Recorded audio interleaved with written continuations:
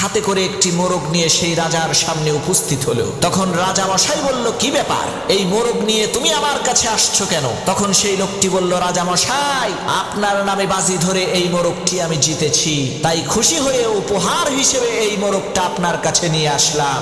রাজা বলল, মাশাআল্লাহ, ভালোই করছো, দাও মোরগটা আমাকে দাও, আমি এটাকে ভুনা করে খাবো। 3 দিন পর আবার সেই লোকটি একটি ছাগল নিয়ে সেই রাজার দরবারে উপস্থিত হয়ে বলছে, রাজা মশাই, আপনার নামে বাজি ধরে এই ছাগলটিও আমি জিতেছি।